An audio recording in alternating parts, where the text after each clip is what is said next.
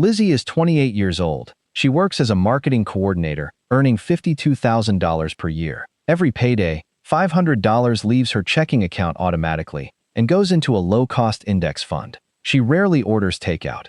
She says no to weekend trips more often than she'd like. She isn't trying to get rich overnight. She's simply following the advice she's heard for years. Start early, invest consistently, and let compound interest do the rest. But after 5 years, she discovers something almost nobody warned her about. Compound interest does work, but only after you've crossed a mathematical threshold that most investors spend years trying to reach. Hey, I'm Brian, and I spend way too much time thinking about why good financial advice often leaves out the part that determines whether people actually stick with it. In this video, we're going to run the full numbers, show exactly when investing begins carrying its own weight, and explain why so many disciplined investors quit just before the math finally changes. If that's the kind of analysis you appreciate, consider subscribing, because the hardest part of investing isn't earning returns. It's surviving the years when the returns barely seem to exist. The advice itself isn't wrong. Almost every personal finance book, YouTube channel, and finance podcast repeats the same message.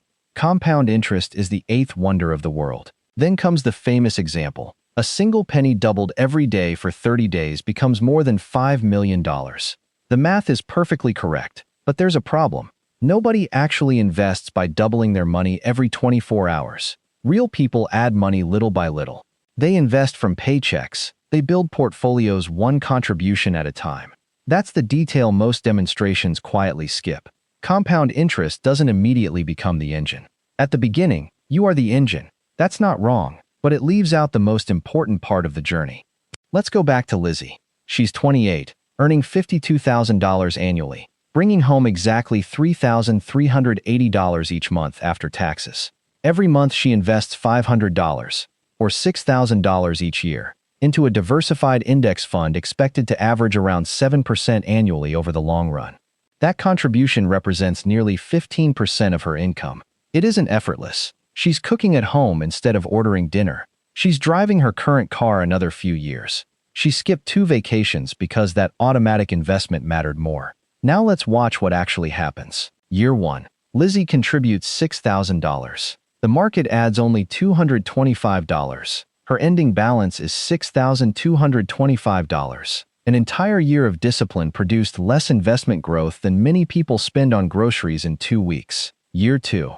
She contributes another $6,000. This time, the market adds $742. Her portfolio reaches $12,967. The investment gains are growing, but they're still much smaller than the money she's putting in herself. Year 3. Another $6,000 goes in. The market contributes roughly $1,400 during the year. Her balance climbs to approximately $20,367. The numbers are moving, but the engine is still almost entirely powered by Lizzy's paycheck. Then comes year 5. She's invested $30,000 of her own money. The market has added just $6,738. Her total portfolio sits around $36,738. Look at what that really means. More than 82% of everything she owns in that account came directly from her own deposits. Not from compound growth, not from market magic, from Lizzy. And this is where countless investors quietly lose motivation, because after years of sacrifice, it still feels like they're doing almost all the work themselves. If you're new here and just subscribed, comment your name below. I read every comment and shout out new subscribers in my next video. I do appreciate you joining me on this finance journey. Here's the part almost nobody explains. Compound interest has what I call a crossover point. It's the moment when your investments finally produce more money each year than you personally contribute. Before that point, you're carrying the portfolio. After that point, the portfolio starts carrying itself. For Lizzy, that moment arrives in year 10. Her account reaches approximately $91,473. During that year, the market adds about $6,758. Remember, Lizzy is still contributing $6,000 each year.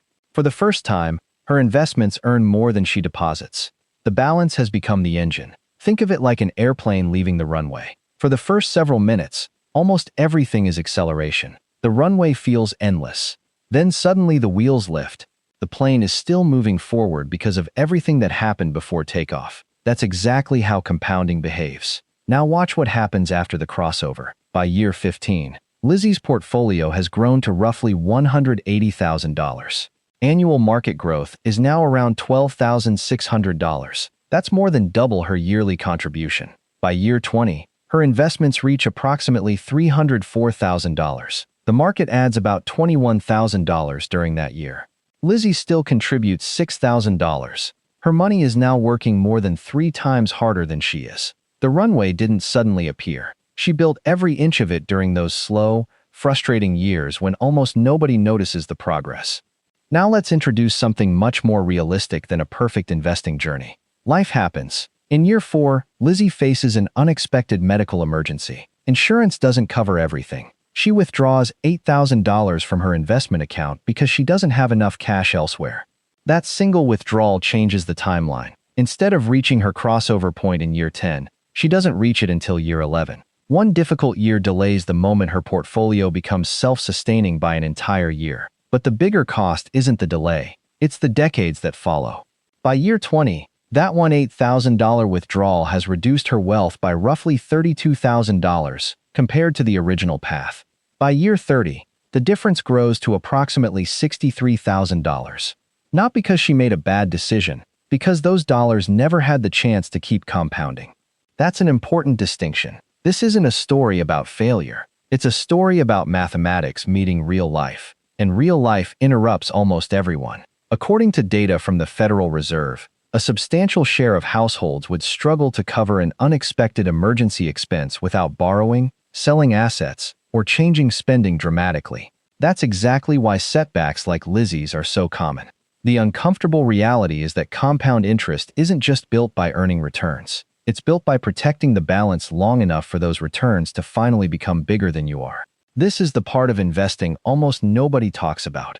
The first several years feel flat. You're contributing $6,000 every year, checking your balance every few weeks, and watching the market add amounts that feel almost insignificant compared to what you're sacrificing. That's exhausting. It's also why so many people stop. Then you open social media and see someone posting a portfolio worth $500,000, or celebrating a single day where their investments gained $1,000. You compare that highlight to your own account, where an entire month of market movement barely covers a utility bill. It feels like you're behind. You're probably not. You're simply standing on the runway, while someone else is already in the air. The runway has never looked impressive. It has only ever been necessary. So if compound interest has a minimum, what actually helps you reach it sooner? There are 3 levers that matter far more than constantly searching for the next great investment. Lever 1. Accelerate the input, not the return. Most people spend enormous energy trying to earn an extra 1% in the market. During the early years, that's focusing on the wrong variable. Remember Lizzy. She invests $500 each month, or $6,000 annually. Now imagine she receives a promotion and raises her monthly investment to $700. That's an extra $200 each month. Nothing else changes. Same index fund, same long-term return, same investing discipline. By year 20, that relatively small increase produces approximately $117,000 more than staying at $500 per month. The biggest accelerator wasn't finding a better investment. It was giving a good investment more fuel. Before compound interest becomes powerful, contributions dominate the outcome. Increase the engine before you worry about polishing the paint. Lever 2. Protect the base before you grow the base. Think back to Lizzy's $8,000 emergency withdrawal. She didn't lose because the market failed. She lost because compounding was interrupted. That's why an emergency fund isn't money sitting around doing nothing. It's load-bearing infrastructure. If keeping $8,000 in cash prevents withdrawing $8,000 from investments, you've protected decades of future growth. An emergency fund isn't competing with investing. It's protecting investing. The strongest portfolios aren't just built by adding money. They're built by preventing unnecessary resets. Lever 3. Measure the right scoreboard. Here's the mistake that quietly discourages disciplined investors. They measure success by investment returns, before investment returns are supposed to matter. Lizzy's biggest achievement during her first decade wasn't earning extraordinary market gains. It was consistently buying more ownership every single month. Instead of asking, "How much did my portfolio earn this week?" ask different questions. Did your savings rate improve? Did your net worth increase? Did you own a slightly larger piece of productive businesses than you owned last month? Those are the numbers that matter before the crossover. Measure the inputs while you're still building the engine. The outputs will eventually catch up. Now let's zoom out for a moment. There's an uncomfortable truth hiding underneath all of this. Compound interest rewards people who already have larger balances. Someone starting with $500,000 experiences growth very differently from someone building their first $10,000. That's simply how percentages work. Money earns money based on how much money already exists. That reality isn't fair, but pretending it doesn't exist doesn't help anyone either. You should absolutely invest. Just understand that the early years require far more patience than the later ones. The math eventually becomes generous, but only after asking for consistency first. If you're watching this while your investment account still feels disappointingly small, remember where Lizzy spent most of her journey. She wasn't enjoying effortless growth. She was laying runway. Every automatic contribution was another section of pavement.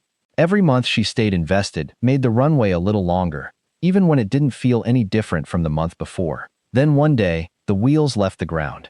Not because of luck, not because she found a secret investment, because she stayed long enough for the mathematics to change. If your portfolio still depends mostly on your deposits, you're not failing. You're building the part that almost everyone mistakes for a lack of progress. The runway always comes before the takeoff, and the investors who eventually benefit from compound interest are usually the ones who stopped expecting it to feel powerful before it actually became powerful. If you enjoy videos that slow down, run the real numbers, and examine the parts of personal finance that usually get skipped, consider subscribing. This channel isn't about the highlight reel of investing. It's about understanding the mathematics well enough to stay in the game until the mathematics finally starts working for you.